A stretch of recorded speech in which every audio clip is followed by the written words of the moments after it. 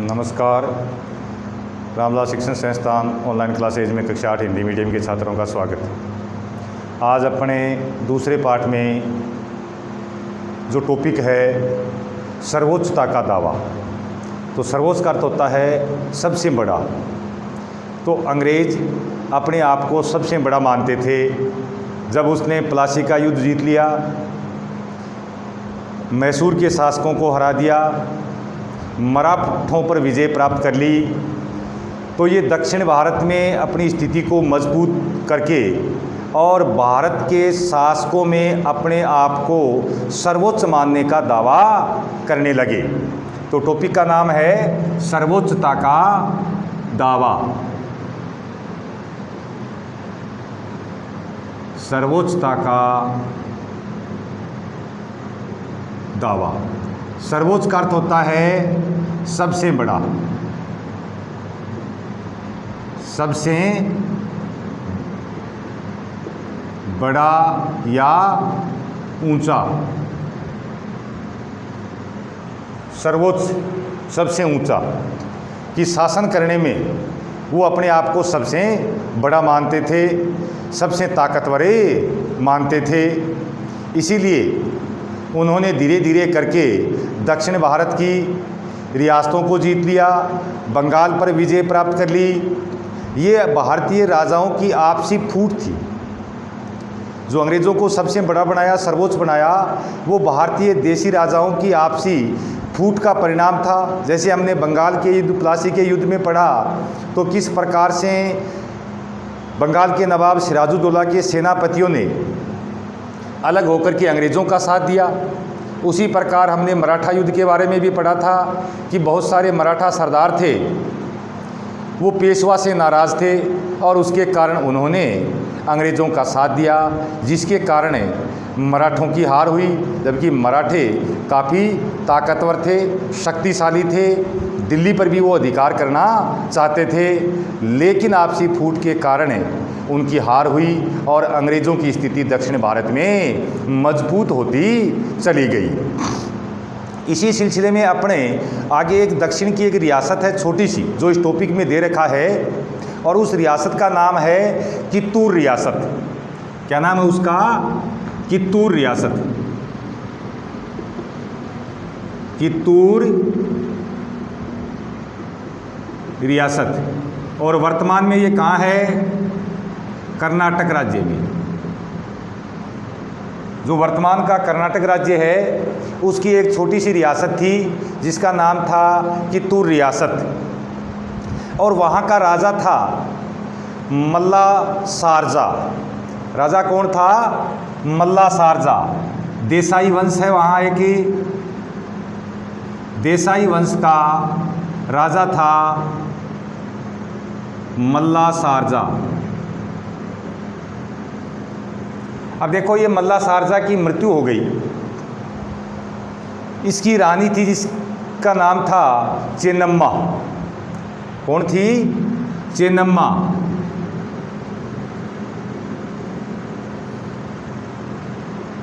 चेन्नम्मा वो इसकी रानी थी। जब मल्ला शारजा की मृत्यु हो गई तो राज्य की बागडोर किसके हाथ में आ गई? रानी चेन्नम्मा के हाथ में आ गई। इसके एक पुत्र था और उस पुत्र का नाम था शिवलिंगप्पा। इसका एक पुत्र था, पुत्र जिसका नाम है शिवलिंगप्पा।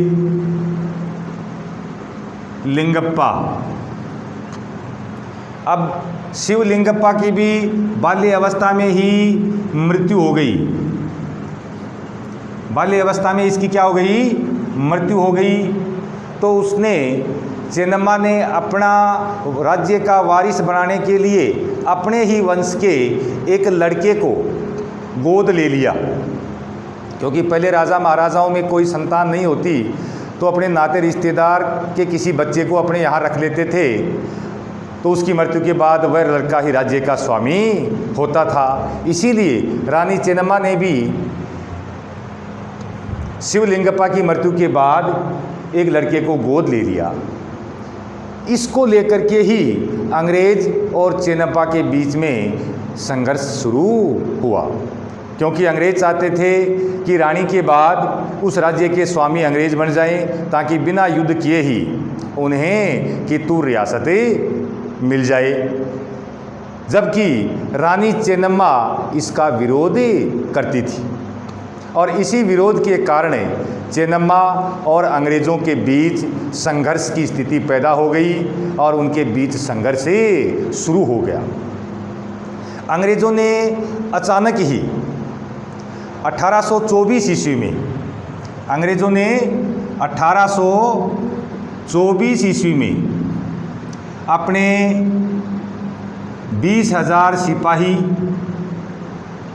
और 400 बंदूकधारी सैनिकों के साथ चेन्नम्मा पर आक्रमण कर दिया।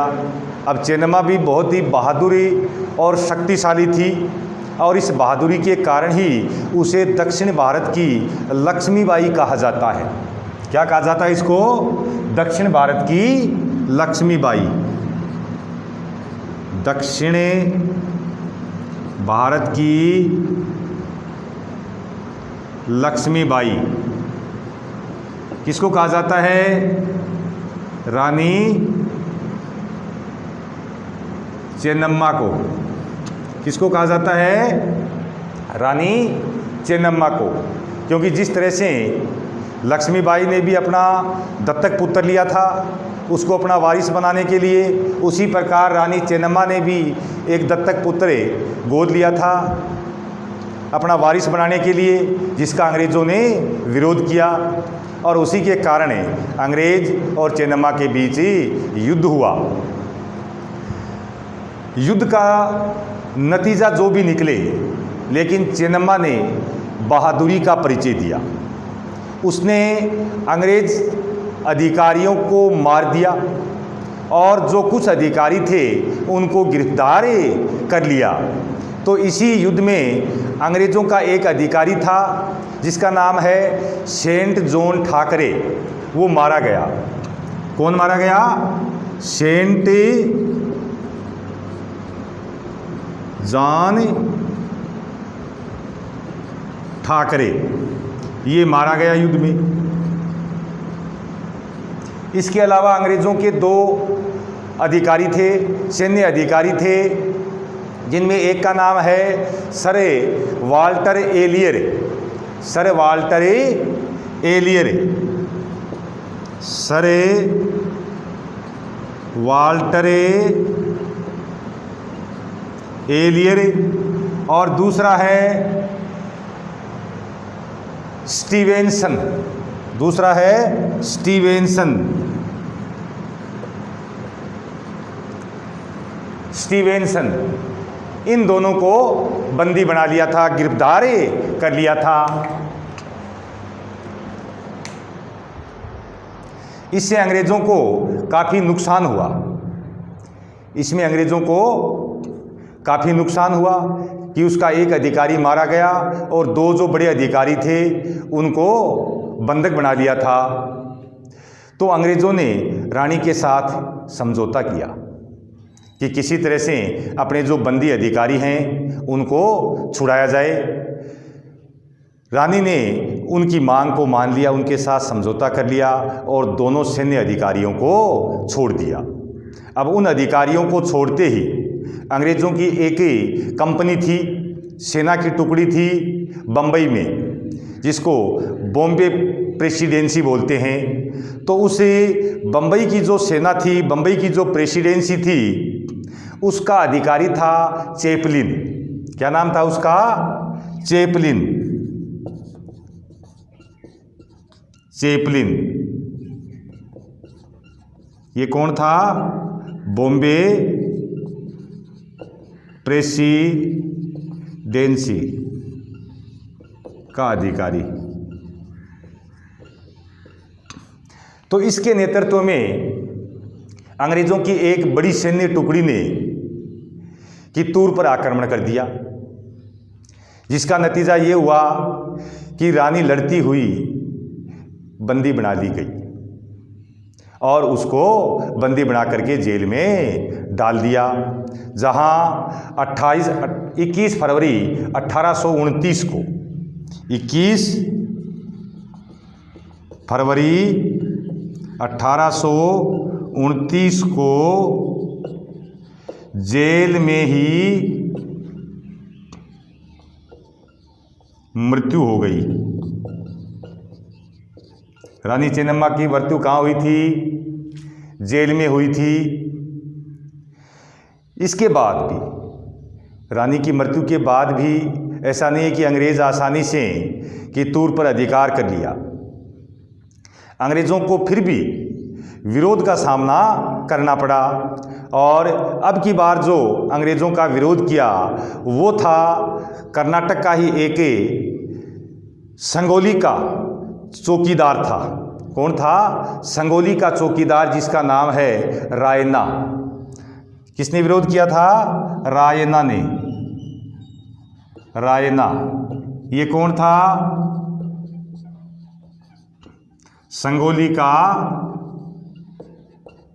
एक गरीब चौकीदार था, चौकीदारी का काम करता था।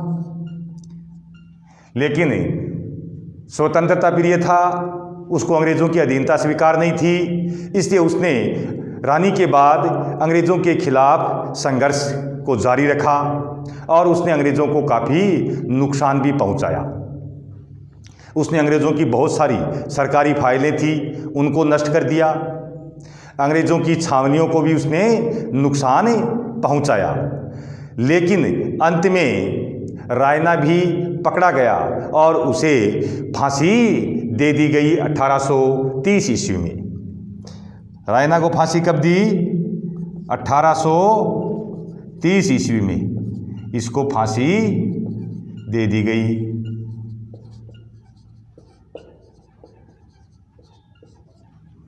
इस तरह से दक्षिण की जो कित्तूर रियासत थी वो अंग्रेज़ों के नियंत्रण में आ गई थी। अब ये तो था दक्षिण तक का अंग्रेज़ों का साम्राज्य। इतना ही नहीं, अंग्रेज़ अपने राज्य को पूरी तरह से स्वतंत्र और सुरक्षित करना चाहते थे। अब उनका मनोबल दिन प्रतिदिन बढ़ता चला गया। लेकिन उसी समय भारत के उत्तर पश्चिम से, भारत के उत्तर पश्चिम में, तो उत्तर पश्चिम में अफगानिस्तान आता है। भारत के उत्तर पश्चिम में कौन है? उत्तर पश्चिम में अफगानिस्तान था। अफगानिस्तान, तो वहां रूस का दखल बढ़ रहा था। किसका दखल बढ़ रहा था? रूस का। तो अंग्रेज अपने राज्य को सुरक्षित करना चाहते थे। रूस के दखल को रोकने के लिए वो किसी भी तरह से अफगानिस्तान पर अपना प्रत्यक्ष या अप्रत्यक्ष नियंत्रण करना चाहते थे।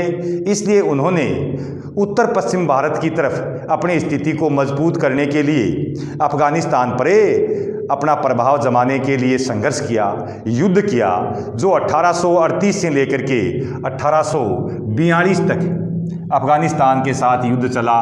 1838 ईस्वी से 1842 ईस्वी तक अफगानिस्तान के युद्ध चला, जिसमें अंग्रेज़ों को सफलता मिल गई।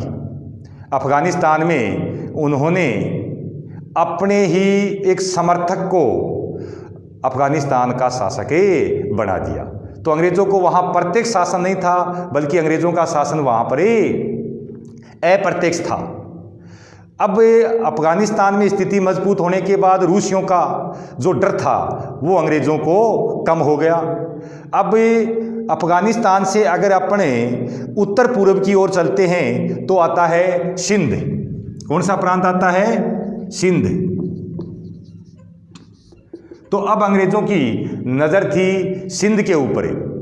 तो उन्होंने 1843 ईस्वी में 1843 ईस्वी में सिंध के जो अमीर थे, शासक थे, उनके साथ समझौता करके सिंध को भी अपने राज्य में मिला लिया।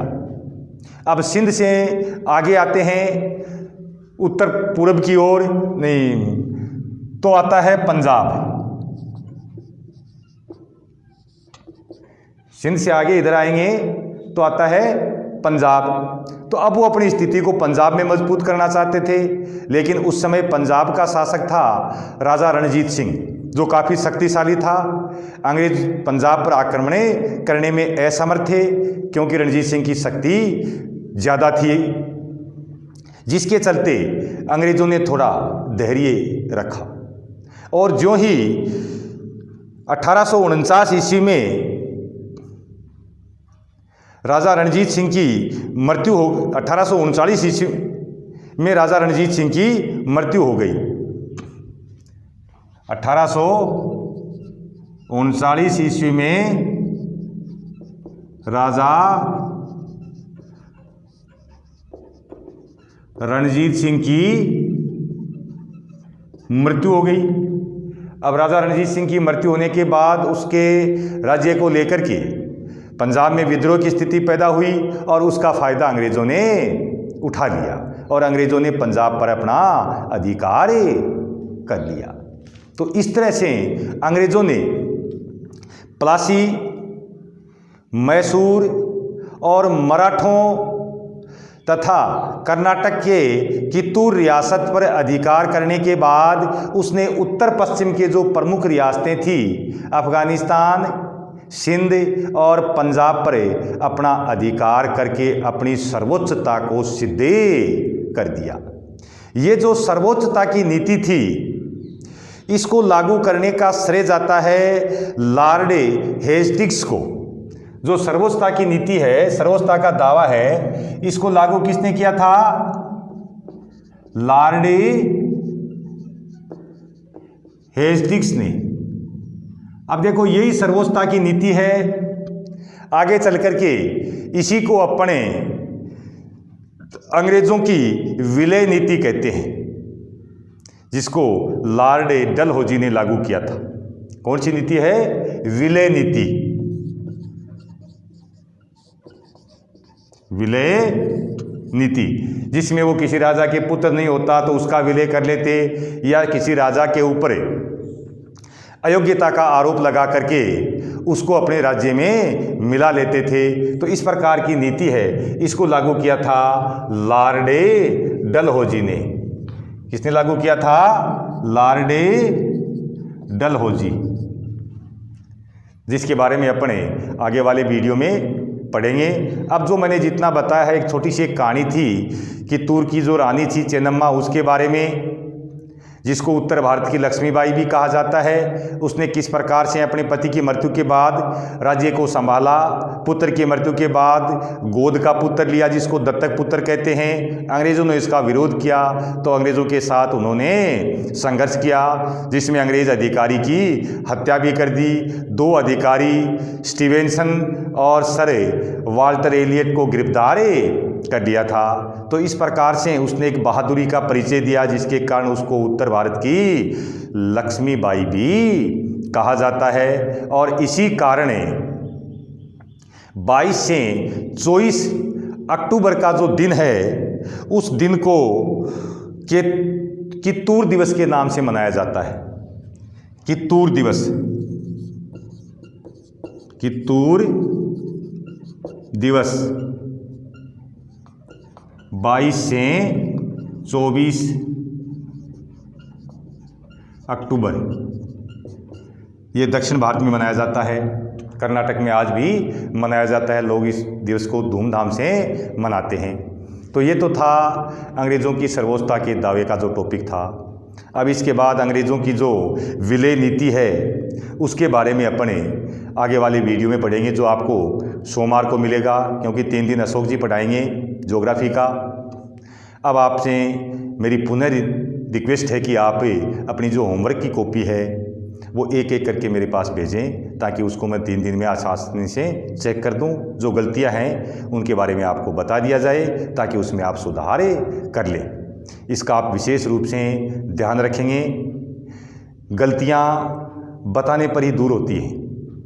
आप बहुत सारी गलतियां करते हैं लिखने में, कहीं कोई कोड नहीं लिखता है, कोई मात्रा छोटी लगा देता है, बड़ी लगा देता है, तो ये आप चेक करेंगे। आपको एक एक चीज़ में बताऊंगा, तो इसका आपको ध्यान रखना है।